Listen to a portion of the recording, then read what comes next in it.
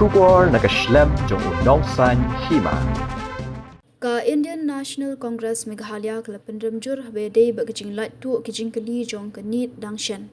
Habakran beginong thok kubor u chairman ka Meghalaya Pradesh Congress Committee Social Media Cell uba langkupar war ulaong baka Neet kamdei ka jingpang hendei kadei kidak jong ka jingkhalam jong ka system barga sarkar ka penpat yaka. Uba war ulaong baka National Testing Agency kala ay kata ka jingkular bakan omdon kata ka jingbakla hendai ka Neet UG arajar arpusaw kala Lait tu. Ulaong ru baladapet ya ka jinglong jingman ha ka puli puthi ha ka ri kala Hiar hadu kata-kata ka jingduna kinong hikai ka digaway na ka Hiar ka puli puthi ha ka ri. Nakaliang ka Congress kala Dawa na umentri badipet ya katanat puli puthi jong ka ri ba ude ban Hiar Shuki no Mardor ban shim ka jingket kle kala Dawaru ban thong ya ka independent time bound investigation halor ka Neet bat NTA bat ban pelat pat ba ya ka jinglap jong ka jingtoket. The Neet leak, paper leak, is just a symptom. I think most of you are aware of what happened in the last 1 month with regards to the leakage of the Neet paper. This was in May, and 5 days after the exam was conducted, it had to be cancelled when a leak was detected. There was a guidebook that was in circulation, and when the investigators checked the data and the information in the guidebook, they realized that almost 60 to 70% of the questions that were being circulated actually were from the main paper.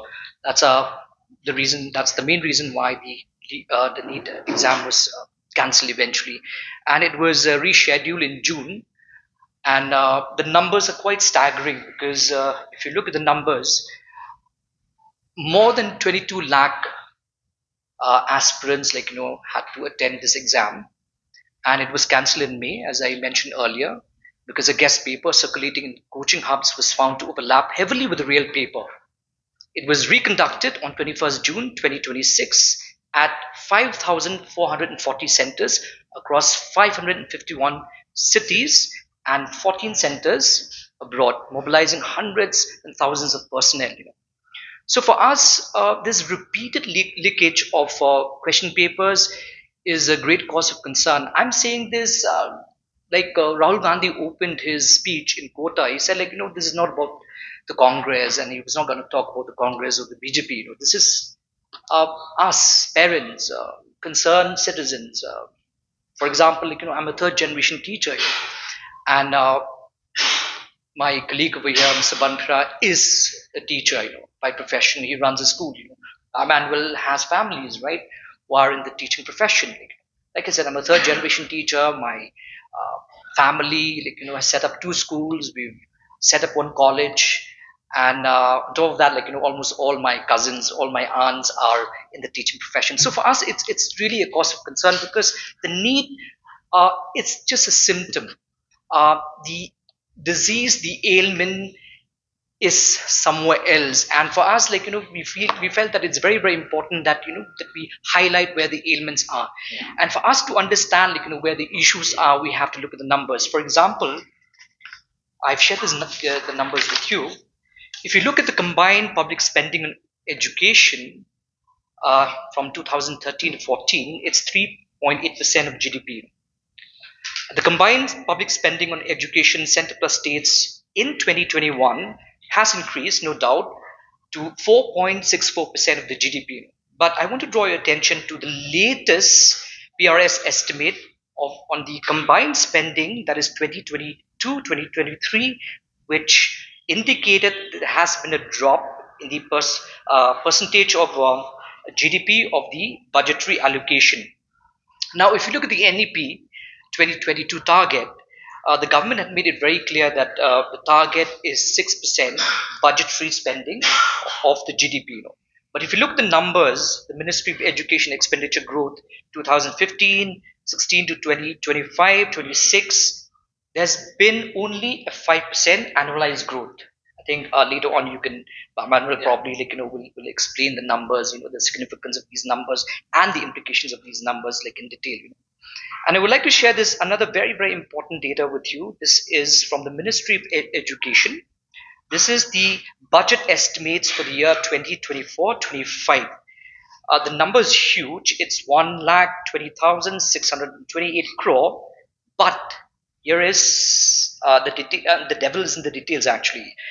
If you compare this data with the data that was released by the Ministry of Education in the previous financial year, we noticed that there has been a 7% lower allocation. So the budgetary allocation for the year 2024 to 25 has seen a reduction of around 7%. Now, 7% out of 1,20,000 crore, 628 crore is a huge amount.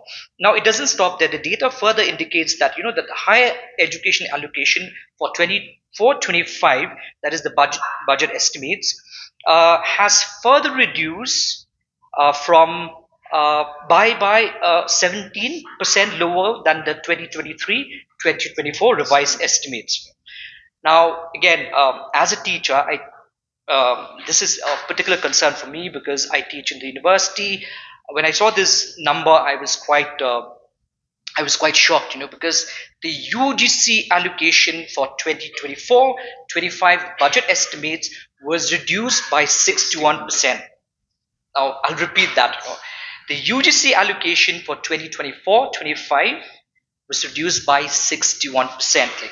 No wonder, we have problems, and especially in the higher education space. I think most of the members of the press over here, we've covered the issues that have been happening in the EU in the last 3 to 4 years. I think one of the main reasons, apart from the issues that have been highlighted, is this fact that that there's been a significant reduction on the higher education and the UGC allocation, which again I said, I quoted the number, a reduction of 61%. Now again, if you look at the education ministry again, 24-25 versus 25-26. The budget estimate versus the revised estimate, there's been a 5% lower than budgeted.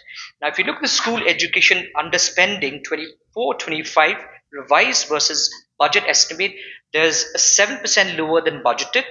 Higher education underspending 2024-25 revised estimate versus budget estimate, we see a 2% lower than budgeted. Now we come to another very, very important scheme, which is the midday meal scheme. Of course, it has been renamed by the BJP government to PM Poshan. Again, when I saw this, I was quite shocked, because between 24 and 25, between the revised estimates and the budget estimates, we see a 20% lower than budgeted. Now you're talking about 20%. Now the PM Poshan, as many of you are aware, is actually a scheme that has been designed for the underprivileged children. This is to incentivize them to come to school, to least for those students who come from underprivileged backgrounds. The idea that that you're going to get a meal in the school is a very, very important incentive. So a 20% reduction in the PM Poshan speaks a lot about the priority of this government, the central government. Now, I want to quote another very, very important number, very, very important data. This is the PM Shri program. Between the revised estimate and the budget estimate, we noticed that there's a 26% lower than budgeted. Now the PM Shri program is another flagship program of the central government, which was designed, which was rolled out to improve the learning outcomes, to improve the infrastructure and the teacher training education of the in the country. But we noticed that that in 24 and between 24-25, there was a 26% lower than budgeted between the revised estimate and the budget estimate. Now we come to another program which is called the STARS program. We noticed that that there's been a 32% lower than budgeted between the revised estimate and the budgeted estimate. Another flagship program which is meant to again incentivize, which is meant to help students coming from underprivileged background, is the Student Aid, the SAF. Again, we noticed that there's there's been a 33% lower than budgeted between the revised estimates and the budget estimates. The PM Usha program, again, another staggering number because we see a 51% lower than budgeted between the revised estimate and the budget estimates. So I'm sure, once you get the fact that that it has cut down, or rather reduced certain scholarships. I have two scholarships, centrally sponsored scholarships over here that I came to know when I did the research, that there's one particular scholarship. This is the pre-matric scholarship for 6 notified minority communities, which includes Christians, Muslims, Sikhs, Buddhists, Jains, and Parsis. Was discontinued for class 1 to class 8 from 22 to 23 and limited to class 9 and 10. There's another scholarship, very important scholarship, the Maulana Azad National Fellowship, which had supported nearly 7,000 research scholars, was again scrapped by the central government. The Padho Pardesh program interest subsidy scheme was also discontinued. Now, why is this important?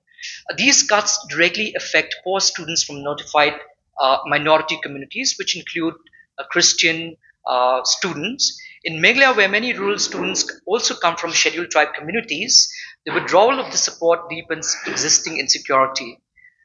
Scheduled tribe scholarship and fellowship schemes are administered separately and should not be conflated with the minority scholarship cuts.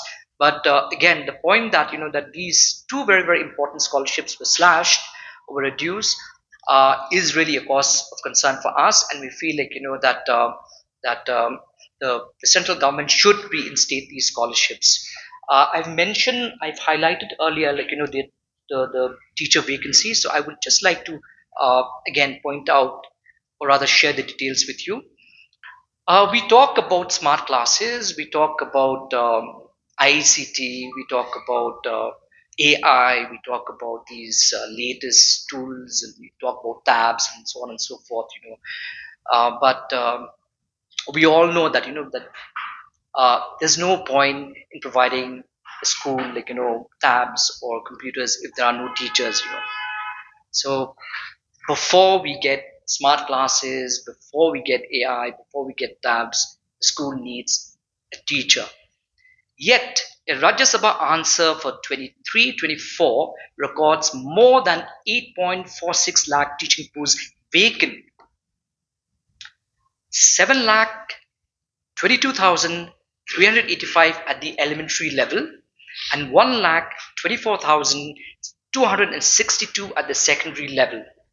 Now, a separate parliamentary panel has warned over vacancy crisis nearing 10 lakh and has urged an end to contractual hiring. Again, I don't need to spell out the consequences of the lack of teachers. School runs. If teachers are there, if there are no teachers, then there's no school. So the fact that in India today, we're looking at a number of around 10 lakh. That is again very very worrying for us. And like I said earlier, the Neet paper leakage is just a symptom. You want to diagnose the problem. The problem, the crux of the matter, the heart of the matter lies in these very very important numbers. So the single biggest thing the government could do for ordinary students is to put a qualified permanent teacher in every classroom. But what we see in India today is the exact opposite. 10 lakh vacancies. That's 1 million vacancies across the country today. Again, there are other reports that I would like to share with you. This is the deeper school crisis. The fact that many schools are being shut down in the country today. We will not talk about learning outcomes because again, that is a totally different issue altogether. But I would like to just share this data with you. The ASA 2024 report found that that about 23.4% of class 3 children in government schools could not read, in fact, class 2 level text. We're talking about learning outcomes. And then we're also talking about the Neet sorry, the UDI's 2024-25 records, which talks about the dropout rate, which is around 8.2%, So those are the numbers that I would like to share with you, and of course the digital India, the digital divide. I think I've mentioned this earlier also. The fact that the UDI's 2024-25 data shows that schools with computer access are only 64.7%, and schools that have access to internet are at 63.5%, meaning more than a third of schools still lack computers, and they lack the internet, access to the internet. So again, this is very, very worrying, because the NTA is shifting the exam to a computer mode, right? I mean, this is online mode. So how do you conduct these exams when that when almost one third, or rather almost 40% of the schools do not have access to computers or access to the internet? We've been watching. It has made a lot of mistakes, no doubt, in the past. But like they say, it's better late than never. And we feel that especially this juncture when we've seen that multiple leaks happening, we feel this is the right time to raise this issue. It's not too late, not because of the fact that it's not one of a kind that has happened only once, right? So we what Balan here is trying to pinpoint is basically it's a systemic problem, and the systemic problem arises from a policy problem. Yes. And the policy problem arises from the fact that the government itself seem to be bothered as to how to uplift the education system in the country. So if you say it's too late, I don't think so, because we're not having a knee-jerk reaction. I think the details that he has spelled out is pretty comprehensive if you look at it from every aspect of it, whether it's a budget spending, whether it's a lack of infrastructure, whether it's a lack of manpower, whether it's a lack of intent. Yes. The most importantly is the lack of intent as far as the government is concerned to improve the education system in the country. And if you've noticed that there's a lot of talk, right? That even the NEP itself says that 6.1% is what it recommended. 6.1% of the total GDP is a recommendation of the NEP to spend in terms of education. But if you notice that the government themselves does not seem to be spending so much, I think even if you look at the past 3, 4, 5 years that he's collected the data, it's coming to 3.8 to 4.6. 4.6%. So that's a huge difference between what they have asked for and what the government. So when you translate that percentage, it amounts to nearly 30,000 crores of actually deficit in terms of money. So that will obviously translate to a lot of difficulties that will happen. See, the thing is, if you again go back to his presentation, he had also mentioned that if you notice that especially at the higher education level, when it comes to UGC and so on and so forth, which actually works on improving critical thinking. I think the government does not want people to have critical thinking at all. It just shows that the government only wants education to be a tick mark, and that's the approach in which they've been doing for the past many years. No, it's rearing its ugly face, and Meghalaya seems to be one of the state in which it's burdening the most, right? One of the most, yeah. As far as education is concerned, because the demand for resignation of the union minister, which is repeated, and because of the various nationwide exam failures, I think it's a legitimate demand. And we believe so that somebody, we always say that somebody has to bell the cat. No, the buck has to stop somebody. And the buck at this time has to stop with the education minister, the union minister. I think it's very important that we stick to that. And the government also takes it, shows at least that it takes it a lot more seriously than what it has been doing.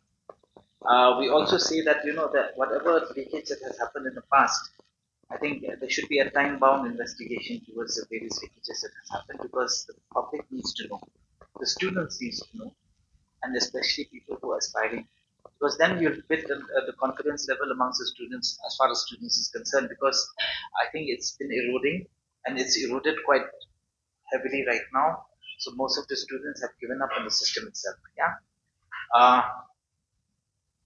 full disclosure of the Radhakrishnan committee recommendations were actually implemented. So that we have to know. Restructuring and replacement of the NTA with a transparent, accountable, properly staffed body, right? As I think Bala has mentioned earlier, that it's more or less everything seems to be heading down to commercialization. It is. And the BJP is more interested in actually making money from each and every system that might exist. And I think that is something that needs to be looked at more seriously. And the NTA, definitely a restructuring of the NTA is a legitimate demand from our side. Uh, as far as the teachers are concerned, I think the numbers have already been spelled earlier. It's quite a huge number, nearly 10 lakhs now. We believe that many vacancies, and I think the ugly face is even being seen in Shillong, right? So Nehu itself has a huge amount of teaching staff which is not filled, and there's no intention to refill them. I think that will definitely impact the education system, which is very basic, but then it's very important that that has to be taken into account. Uh, uh, the students who have been betrayed, right? Most of the students, I think it's becoming a health issue. Yeah. So the mental health of many of these students who has gone through such a traumatic experience, I think it's the government's responsibility to take care of them. It's the government's responsibility to ensure that no harm is done to them because it's of no fault of theirs. And I think that's also very important. Parliamentary debate on the future of national education and the national testing itself. I think so. The government should open up and should not just keep on shunning people from discussing this in Parliament.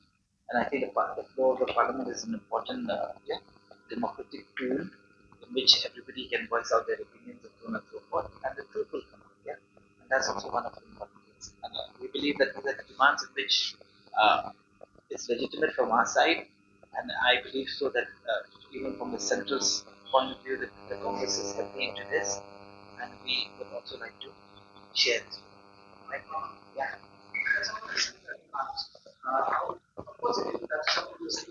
Yes. Yes.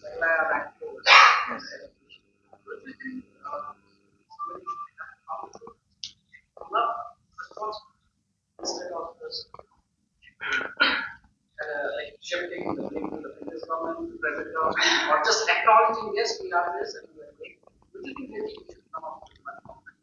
Uh, if you ask me, I'm 150% agreeing with you because it's a concurrent link, right? Education is not just a responsibility of the central government, and education is also not just a responsibility of the state government. They work both hand in hand, right? The problem with the state government here is basically we are living in a notion that we have to keep on depending. The education system has to be dependent on the center, even though yes, as per the spending, in proportion to the GDP, we're not as bad as what the center is doing. We're doing far better, but it does not translate to actually results, right? So why it's not translating to results? I think it's because the government itself, in most of the time, in most of the cases, is not really focusing on what is required to be focused on. There's a lot of opportunity which is being wasted. When I go around and I speak to many people from the teaching staff and who run schools and so on and so forth, most of the teachers do tell me, and it's a common knowledge that everybody knows, that most of the teachers are burdened with so many other work rather than teaching itself. Yeah, right? So when you're burdened with so many administrative work just because the government wants certain data, and those data keeps on changing every week or so, it just shows that everybody is in a, what we call as running helpless skelter, right? You're like a chicken with no head, and you're running from pillar to post, and you're not going to reach anyway. And if you have an education system which is like that, and you have the teaching staff which exactly is not being guided in the proper manner, then obviously education is suffering and will continue to suffer. I think the government has to put its foot down. Uh, we, we all know that the center itself is not concerned about the education system, whether it's in the state or in the country as a whole. but the state has to put its foot down and work on what it feels is a priority. Because this has nothing to do with politics. This has everything to do with the future of this country, the future of the state. And we cannot afford to keep on being like this, right? So when we're being rated as one of the worst, please remember one thing. It's not necessary. It could be also a government agenda, right? Because the BJP as such per se does not like minority-run institutions, correct? And the minority-run institutions in the state is doing fairly well, if you ask me. Yes, from the government's perspective, we are failing in many other parameters. So we have to strike that balance. And I think the government of the state knows a lot better than me, and they have a lot more data than me. So I think there are low-hanging fruits which has to be plucked as fast as possible. And we just hope that they pluck it as fast as possible because we cannot just keep on having lip services, right? Because I think we've heard lip services for the past 3-4 years now. And it's getting just worse by the years pass by. Yeah? Can I just